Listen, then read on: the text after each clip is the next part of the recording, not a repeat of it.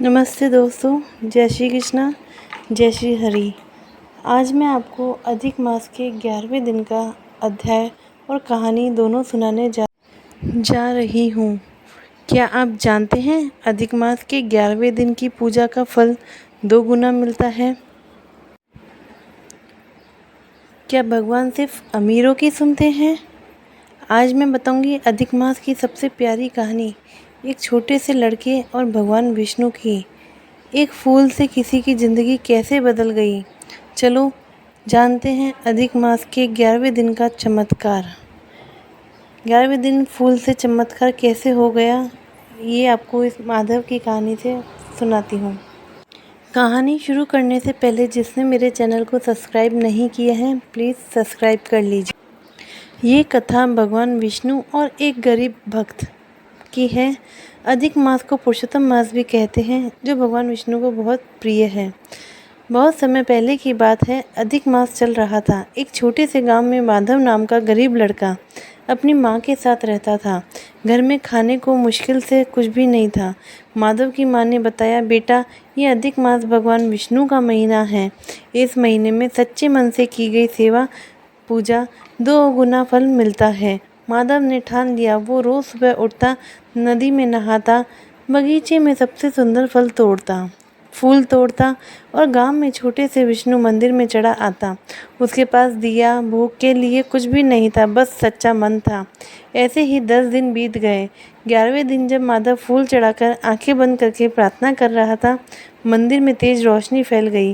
भगवान विष्णु 4 हाथों में शंख, चक्र, गदा, पद्म लेकर प्रकट हुए और बोले, माधव, तेरे पास मुझे देने को धन नहीं, पर तेरा मन सबसे अमीर है।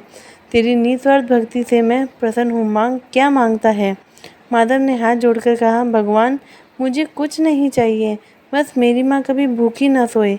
भगवान मुस्कुराए, आशीर्वाद दिया। घर पहुंचकर माधव ने देखा, घर अनाज, फल और खुशियों से भर गया था। अधिक मास के 11वें दिन सच्चे मन से किया गया छोटा सा भी काम भगवान विष्णु को बहुत प्रिय होता है। तो सुना आपने कैसे निस्वार्थ मन से एक बालक द्वारा 10 दिन तक फूल चढ़ाने पर 11वें दिन किस प्रकार से चमत्कार हुआ। इसे कहते हैं अधिक मास का चमत्कार। कहानी खत्म होने के साथ अब हम एकादश के अध्याय की ओर बढ़ते हैं। नारद जी कहने लगे, हे मुने, सब मुनियों से भी महाकठिन ऐसा कौन सा तप उस कुमारी ने किया है, सो हमसे कहिए। श्री नारायण कहने लगे, वह कल्याणी सनातन शिव का अत्यंत उग्र तप करने लगी, जिनको सर्पों के आभूषण, नंदी, भृगि से सेवित 24 तत्वों और 3 गुणों से स्तुति किए गए महा 8 सिद्धियों और प्रकृति, पुरुषत्व और जटा मुकुट से शोभित भाल में अर्घचंद्र ऐसे शिव को उद्देश्य करके वह बाला ग्रीष्म ऋतु के सूर्य में पंचाग्नि में स्थित हो दुष्कर तप करने लगी। हेमंत तथा शिशिर ऋतु में ठंडे जल में स्थित मुख जल के ऊपर इस प्रकार दिखाई दे रहा था जैसे जल के ऊपर कमल शोभमान हो। उसका ऐसा उग्र तप सुन कर इंद्र महाचिंता को प्राप्त हुए। हे अर्जुन, सब देवताओं को और ऋषियों को सराहने योग्य ऐसे उग्र तप में प्रवृत्त हुए ऋषि कन्या को 9000 वर्ष बीत गए। फिर पार्वती पति शंकर ने इनके तप से प्रसन्न होकर अपना अगोचर रूप दिखाया। उस रूप को देखकर वह कन्या झटपट खड़ी हो गई, मानो उसके देह में प्राण आ गए। तब से उसका शरीर जो दुर्बल हो गया था, मानो हष्ट-पुष्ट हो गया।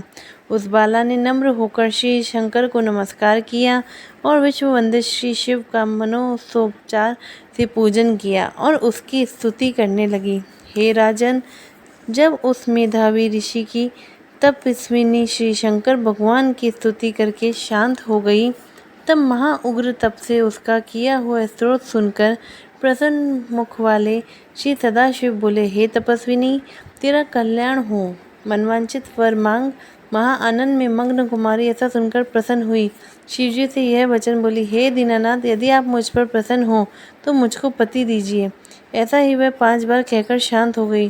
तब शिवजी मुनि कन्या को कहने लगे कि हे कन्या, तूने अपने मुख से कहा है वैसा ही होगा। तूने 5 बार पति मांगा, तो हे सुंदरी, तेरे 5 पति होंगे। श्री कृष्ण कहने लगे।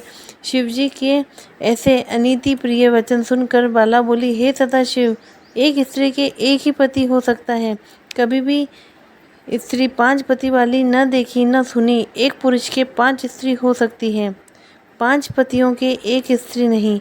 आपका ऐसा कहना योग्य नहीं है प्रभु। ऐसे वरदान देने में आपको लज्जा नहीं आई? उस कन्या के ऐसे वचन सुनकर श्री शिव कहने लगे, इस जन्म में नहीं, अगले जन्म में वहाँ तू तपोबल से यानी से उत्पन्न होगी और यहाँ भर्ता से उत्पन्न सुख को प्राप्त होकर परम पद को प्राप्त होगी। दुर्वासा मेरा ही रूप है, तूने उसका तिरस्कार किया। यदि दुर्वासा को उपमान हो जाते तो तीनों लोकों को जला देवे। तूने अत्यंत ब्रह्मा तेज का तिरस्कार किया और तूने भगवान की प्रिय पुरुषोत्तम मास का व्रत नहीं किया, जिससे श्री कृष्ण भगवान ने सब ऐश्वर्य सौंप दिया है। हे बाले, मैं ब्रह्मा आदि देवता और नारद आदि तपस्विनी जिन भी श्री भगवान की आज्ञा नहीं टाल सकता हूँ। तूने उनका अनादर किया है, इसलिए तेरे 5 पति होंगे। हे बाले, जो पुरुषोत्तम मास की निंदा करता है वह घोर नरक में जाता है। उसके विपरीत कभी भलाई नहीं हो सकती। जो पुरुषोत्तम मास के भक्त हैं वह पौत्र पौत्र धन से युक्त हैं। इस लोक तथा परलोक की सिद्धि को प्राप्त होते हैं। हम सब देवना की पुरुषोत्तम की सेवा करते हैं। इस प्रकार कहकर श्री नीलकंठ महादेव तत्काल अंतर्ध्यान हो गए। तब वह बाला चकित रह गई। सूत जी कहने लगे कि हे ऋषियों, सदाशिव के अंतर्ध्यान होने से उस कन्या को भी चिंता हो गई।